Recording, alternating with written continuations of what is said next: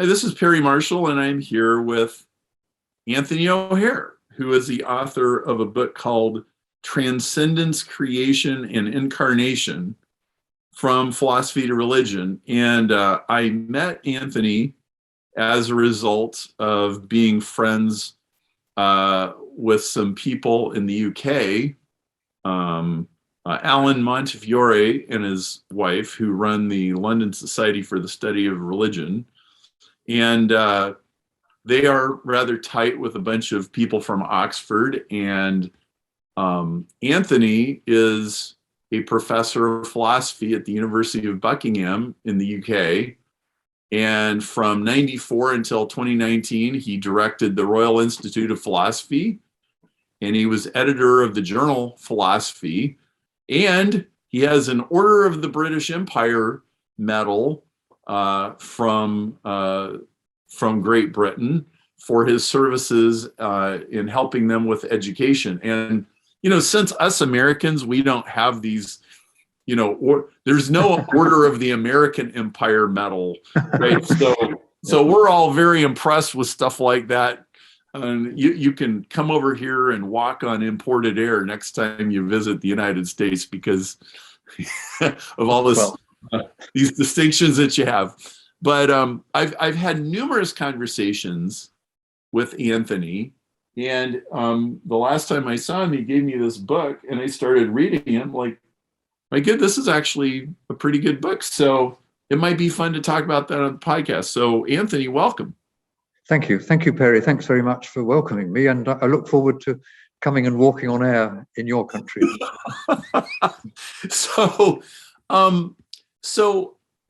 This book is it is a book that it explores the fact that if you're going to understand the world in any meaningful way, you can't just do it with description. You can't just do it with, you know, weighing things and measuring things and you know, energy consumption and things like that. There are much more subtle things that are going on in the world.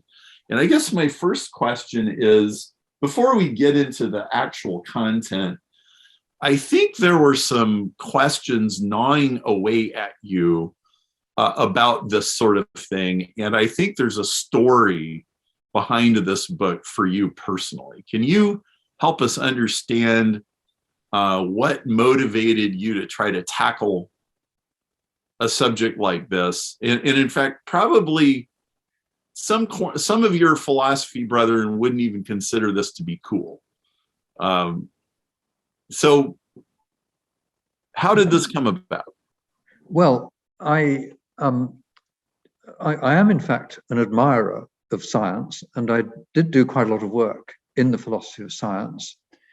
But it struck me pretty early on that when we talk about natural science and its descriptions and explanations, these are all couched in terms that don't express any value or meaning. It doesn't mean to say that they're not true, but it abstracts from very, very important aspects of our lives. The moral aspect, the aesthetic, the fact that when we deal with each other, we regard each other as free and responsible, and we praise people and blame people. Mm-hmm. All these things on the level of meaning, I think, take us beyond scientific descriptions and explanations that leave us with an objective view, if you like, but one that leaves out the things that are really humanly important. And so in the book, the first half of the book, I try to discuss some of the things that I think are humanly important, and I see all them as pointing in the direction of something beyond the empirical, the factual, the scientific. So that's really my route into the book.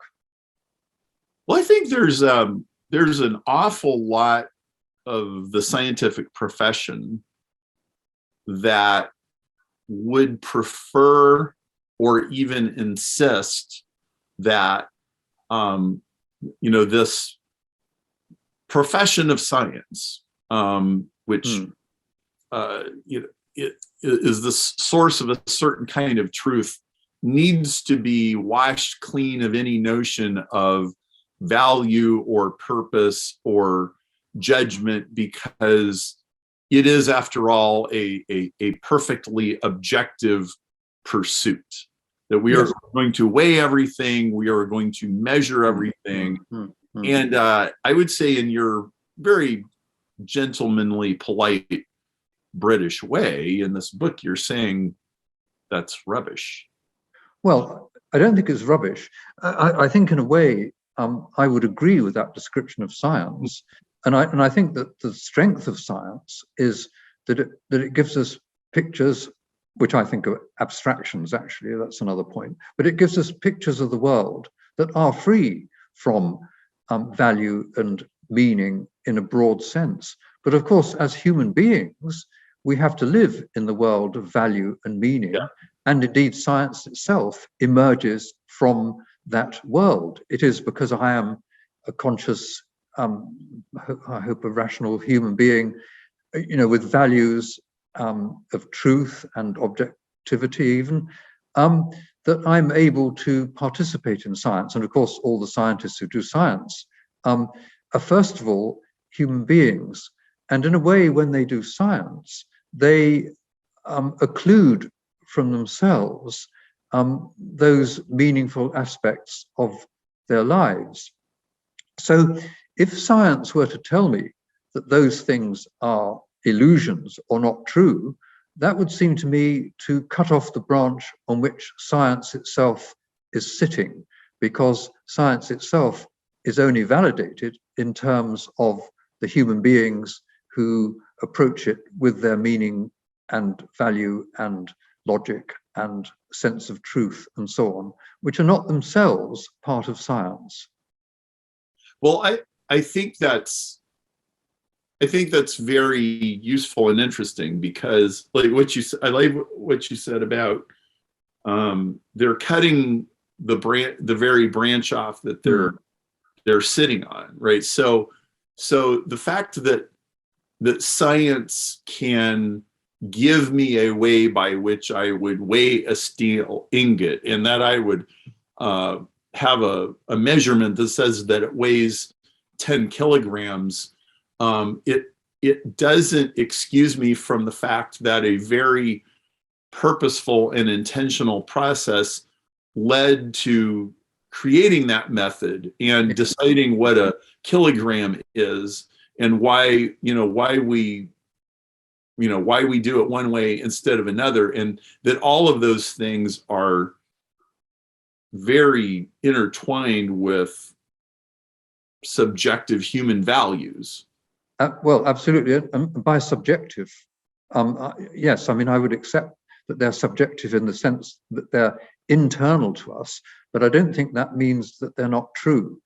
And again, so if science tells me these things are illusions, it is precisely because I have these illusions, in inverted commas, of consciousness, self-consciousness, being able to find meaning in things and so on, that science is possible. And again, if they tell me, if science tells me that I'm not free, that many scientists would try to tell me, I would say that it is only as a free human being, subject to various values that emerge from our freedom, that we are all able to do and consider and evaluate science itself. So again, science depends on human freedom, and it can't therefore undermine human freedom. So when you use the word myth, yes, can you articulate exactly what that word does and doesn't mean? Because that people use that word a lot of different ways, and sometimes pejorative, and you use it in a very positive, more of an uplifting sense. What does the word myth mean to you? Well, myth can obviously cover a huge range of things, and some myths are, I would say, not very profound and not very sensible. But I think that I mentioned a minute or two ago about human beings, us, you, me, everybody, we try to find meaning in our lives. And one of the ways in which we articulate meaning is through stories, narratives, myths. And I think that some of these myths are very, even though they are in a sense maybe not true on a literal level, they give us deep insights into human values, into the meanings we give to things, into our sense that we owe things to our ancestors and to our descendants, that we are creatures who recognize, human beings, we are creatures who recognize certain values, we expect certain manners of behavior. These things are all often best articulated in myths, which take us beyond the rather bleached out descriptions and explanations that we get in science. Because in science, it just tells us that, if you like, there's one damn thing after another. It doesn't tell us that the birth of a human being, let's say, or the death of a human being, that these are things of importance. They're not just one damn thing after another. These are things that really matter. And I think that it's in myths often that we get the best understanding of these things, myths and stories. So I'm talking about stories that tell us, I would say often profound truths about the meanings we find in our lives. So that's one aspect of it. But I think also, and this we can obviously, this would be another element of it, often these myths tell us that we are not alone in the universe, that we are creatures who are in one way or another derived from something transcendent, something divine, and that the world itself is created, it depends on something outside itself. And I find that the big religious myths, which all humanity, and probably until now, has worked and lived under, these are pointing in that direction of the world and ourselves being dependent and indeed obligated by something outside this world. And that, I think, is something that comes over very strongly in most of the myths that I would be interested in. So give me an example of a myth that you feel is extremely useful for communicating these kind of values.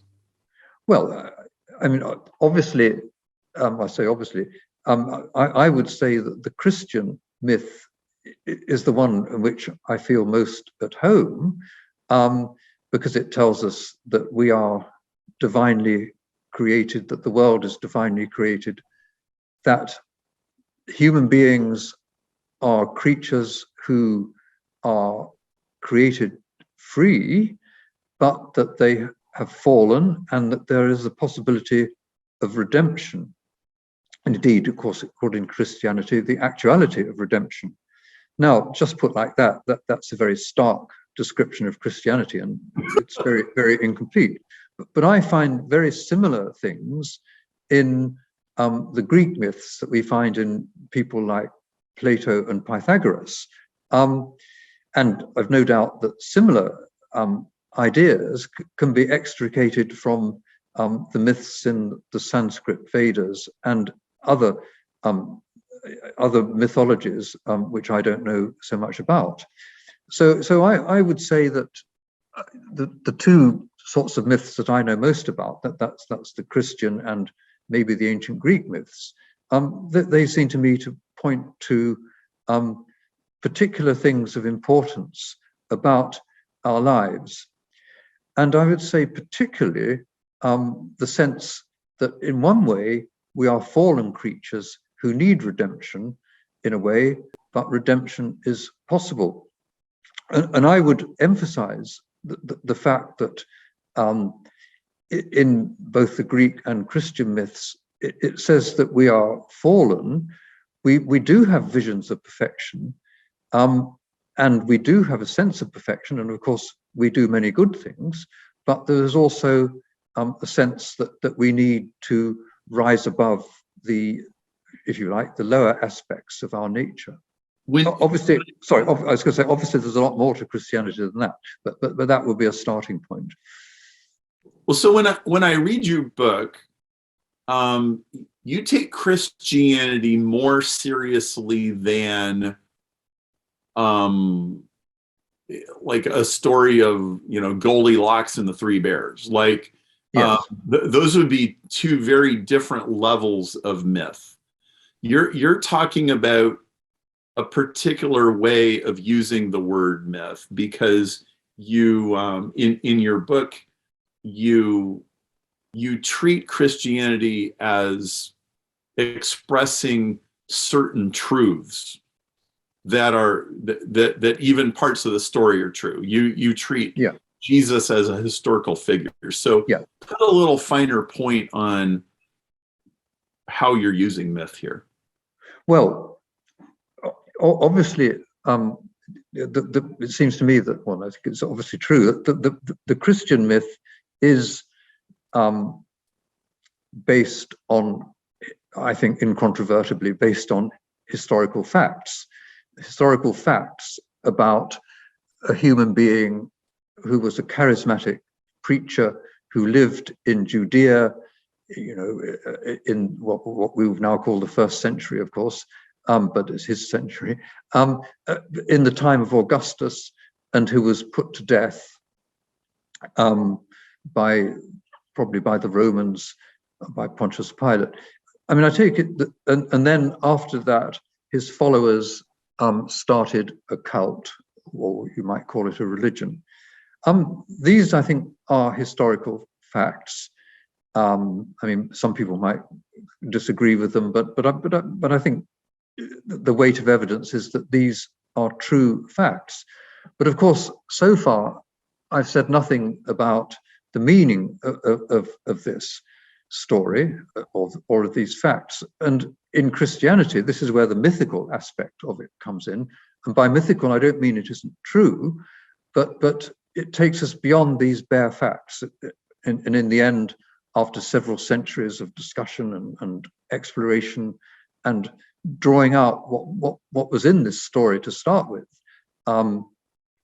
Christians see Christ as the second person of the Blessed Trinity, incarnated. So God made man, and God rising and redeeming, in fact, the whole world. That's the mythical part of Christianity. And by calling it mythical, I'm not meaning to say that it's not true, but I'm saying these are not things that are obvious on the bare historical account. So it is the part of the story that is infused with a meaning that directs your own life. It's not merely a recitation of a sequence of events or one damn thing after another, as you. Yeah, that's right. And obviously, in the way I've just spoken, I'm talking in a very broad brush way, but I would want to fill a lot of this out by saying that this mythical side of Christianity, I think it is believable, not just as a fantasy, but because what it tells me does seem to reflect aspects of not only my experience, but of human experience, and gives a deep insight into those aspects of human experience. And indeed, in the book you spoke about, I spend some time trying to say what those aspects of human experience might be that take us in a way, in a direction that would make us sympathetic to the claims of Christianity. But I should just put in a caveat here. I do in fact say in the book that I don't want to claim that Christianity is the only myth that has truth in it, or indeed that it has necessarily got the whole truth, because I think that when we come to talk about transcendence, about God or Brahma, whatever you want to call this being beyond the universe, I think all our descriptions are going to be inadequate, and we have to rely on analogy, metaphor, myth. And I think that many myths may give us insights into this, and that because even though I may have been brought up in one, which I cherish, this doesn't mean to say that there aren't truths in other myths. So I'd also stress that side of it. So there's something that you said that was very interesting. It was something like,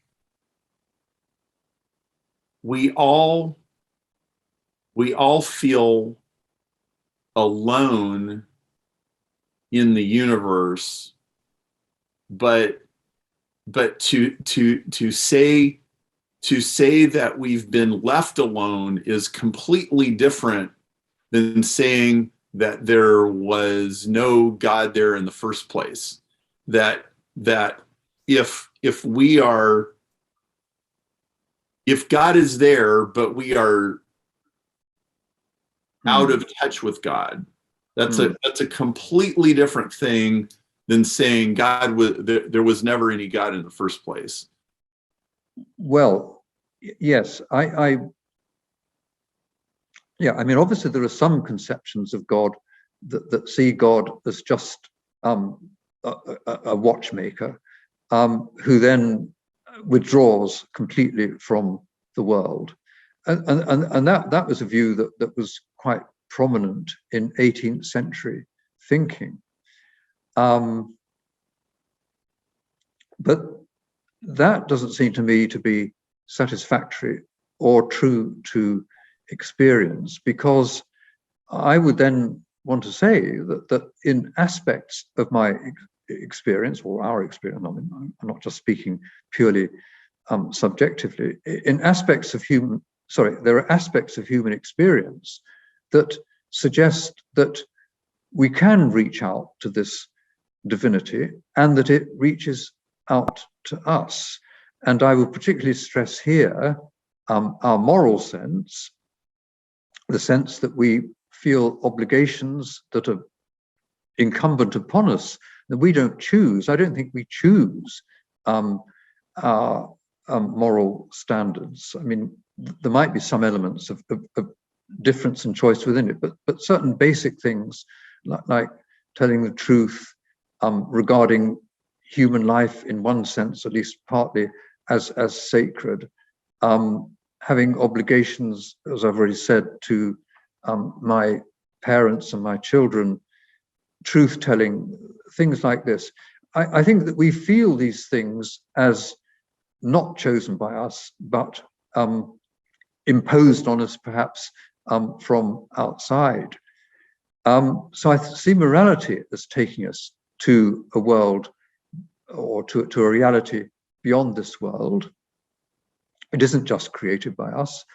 And I also find this strongly in experiences of beauty and sense, again, that in our experience of beauty, we are almost overhearing perhaps intimations of something beyond the mere facts of the world, something that takes us to a transcendent realm. So I would not regard a view of God that makes God completely detached from the world and has no contact with the world. I would not regard that as satisfactory from the point of view of morality and aesthetics. And also, I think from our sense of wanting to find out about things, our sense of truth, and that we want to uncover the ultimate, if you like, secrets of the physical universe. These seem to me to be, again, motivations which point in a direction beyond mere survival and reproduction, which is what the most fashionable view in science tells us, that we're only here to survive and reproduce. I think we're also here to find out about things that take us way beyond survival and reproduction. And we're here to act in a moral way and also to experience beauty. All of these things, I think, go way beyond survival and reproduction and point in the direction of transcendence, which we are, in some sense, in touch with. You know, there was a part of your book that I thought was brilliant. You quoted somebody who said,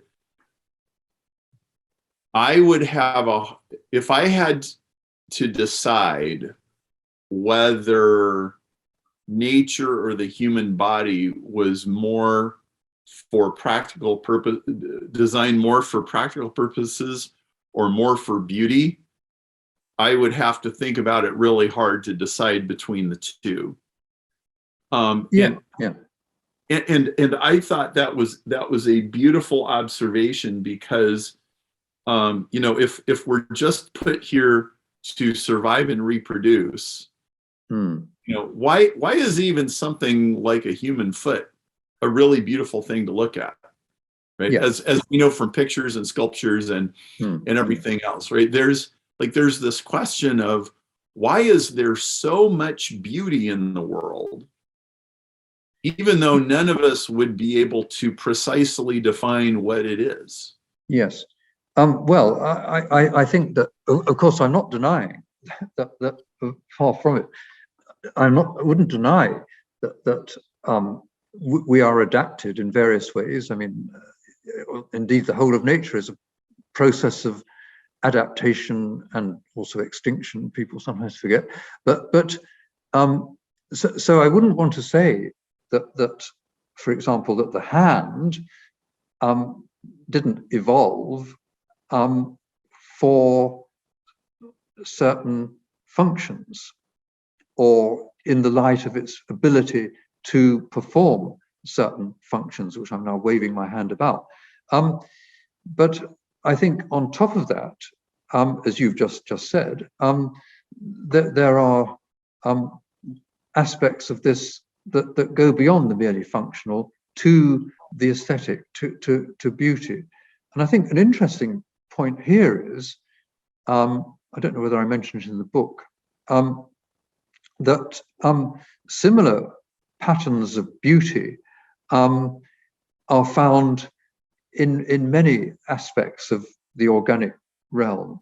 And so then one begins to wonder why the organic realm is adaptive, yes, but why does it have these patterns in it that an artist like Leonardo, very strong in this, finds in storms, in leaves, in human beings, in other animals, the same beautiful patterns being reproduced. And this, I think, of course, it's not a proof of anything, but I think it's something that is worth attending to, and may well take us in the kind of direction that we're talking about. So in your book, one of the major figures is Simone Weil. Yes. And I have to admit, I was barely familiar with her before. She had a lot of interesting things to say. Could you explain, who is this person? First of all, who is Simone Weil? Well, why should people care about this woman? Well, I mean, I think she's a genius, but she's very difficult, and I don't agree with everything that she says, as I explain in the book. But she was French, and she was a secular. She was Jewish, but a secular Jew, so she never practiced as a Jew. But she had, she was a very brilliant student in Paris in the 30s, and was in the same class, I think, as Simone de Beauvoir, and Sartre. And I think intellectually she was on the same level as them, but she had certain religious experiences which led her to become very close, though not entirely close, to Christianity. And the writings that I was interested in her about were her writings about Christianity and about the need for redemption, and also about the parallels that she finds between Christianity and the ancient Greek myths and stories. She, I think, also is interesting because her position is that God, in one sense, has withdrawn from the world, because if the divine presence was too obvious in the world, then we will be crushed by it. And so we wouldn't be able to act in any way freely. On the other hand, and this is where I rather warmed to her, she said that the world, of course, includes, as well as good things, beautiful things, it includes suffering to a huge degree. And so unless God was involved in the suffering of the world, as well as its beauty and its moral qualities and so on, the whole thing would be a kind of cosmic farce. So she says, and this is where she is more or less a Christian, she says that God, having on the face of it withdrawn from the world, God returns to the world not as a king, but as a beggar, and a beggar who suffers to the utmost, who is actually killed. So God actually, or the aspect of God actually suffers human despair and human death. And that's how I would see the Incarnation. So I take from Simone Weil both the idea of the withdrawal of God on the face of the world, but then his re-entry to the world, but in this very humble and beggar-like state. Where I don't sympathize with her so much is I don't think she actually takes the Incarnation seriously enough, because I think that she, although she's actually very aware of beauty, I mean, she loved music, she loved Bach and Monteverdi and Gregorian chant, and she loved the painters like Giotto and other ones. I think she's too negative about Incarnation. And so I'm not sure she even really believes in the resurrection. And she thinks that our ultimate destiny is to suffer affliction and to be, I think, almost destroyed. Although that's probably a bit, that might be a bit strong. But it seems to me that if God has both created the world and entered the world taking on human form, there must be something intrinsically valuable both about the world and about human form. So I'm not so negative as Simone is about human life and the things that we do with our material existence. Because to go to our notion of beauty is, of course, entirely tied up with physical things, things we can see, things we can touch, things we can hear. And we are only enabled to perceive beauty in this way because we are physical with bodies. And you know, if you want to talk about angels, I mean, I'm agnostic about angels, but let's suppose there were angels. These would be purely spiritual beings, and they would not be able to have the experiences of beauty that we have, because the experiences of beauty we have are entirely bound up with our physical endowments. So I would be more positive about human embodiment and human life than Simone Weil appears to me to be at times. So I also disagree with her quite a bit in the book later on. So the title is Transcendence, Creation, and Incarnation, and you start by pointing out that purely physical, scientific descriptions of things fall far short of understanding values.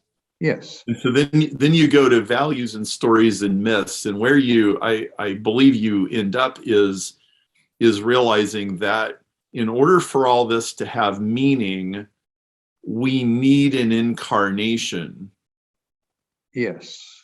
So can you explain how you came to that conclusion and why it circles back to this original frustration of, well, a purely physical description of the world isn't quite cutting it?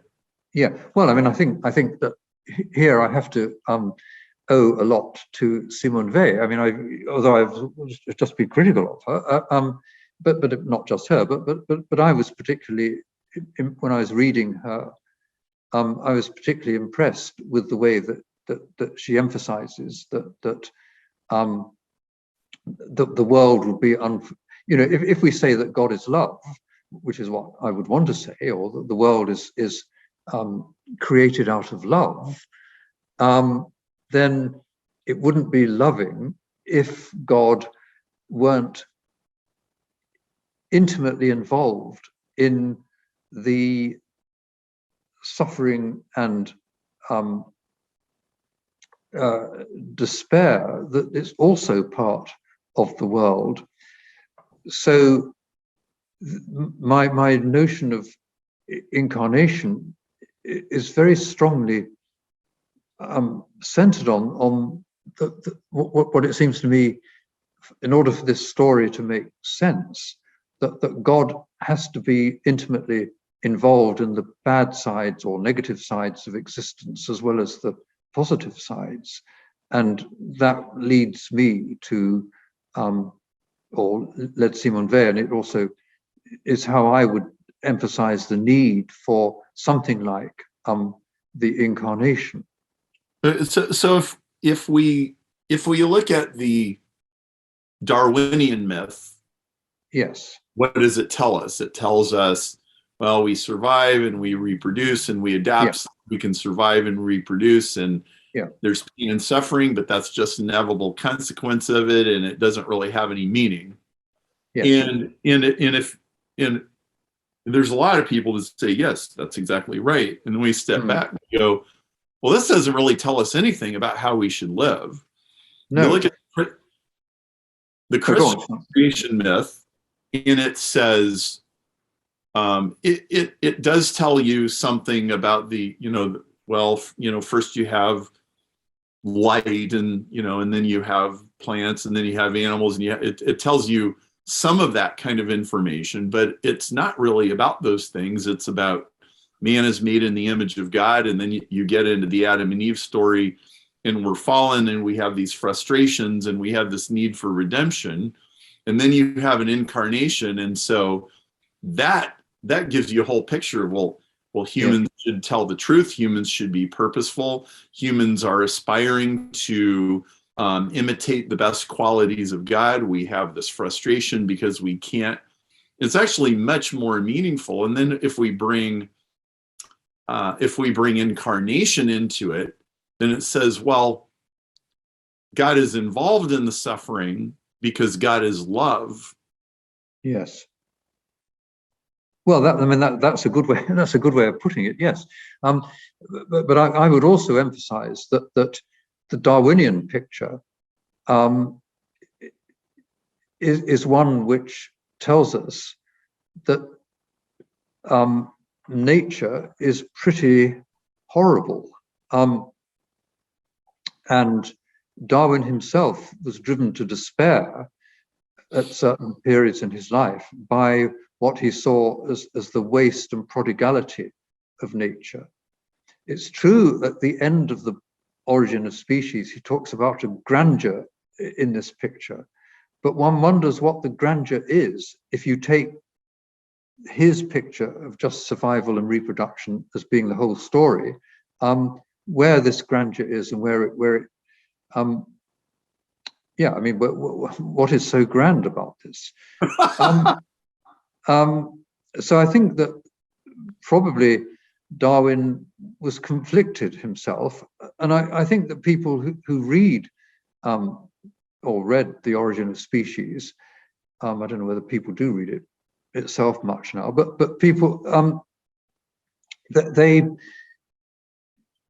don't see the sheer bleakness of the picture clearly enough.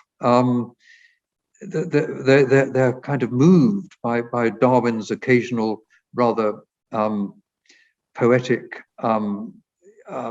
paeans to the grandeur, the way that it's, well, this is another point, that according to Darwin, there's no progress from the earliest form of life to human beings, whatever you want to say. There's no progress. All you have is evolutionary adaptation, descent with modification, he calls it. But of course, he does actually want to say that there's progress. And it's difficult not to see that there is something perhaps even moving in a certain direction in evolution. Very difficult not to see that. But again, this is something that is really ruled out by the story that he tells. So I would want to say that even if you just look at biology and evolution, we find more things in it than were actually granted by the Darwinian story of survival and reproduction. I also, in the book, I'm quite sympathetic to at least a version of the Anthropic Principle. The Anthropic Principle says, I mean, this is tautologically true, that given that we exist, we, you and me, Perry, and everybody else, we're self-conscious beings.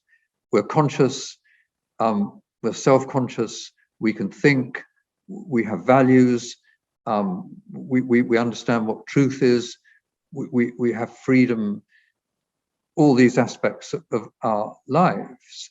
Now, the tautological truth is that if there was such a thing as the Big Bang, then at the Big Bang, there must have been, in some sense, the potentiality for these things that seem to take us very far beyond what we're told about by cosmology.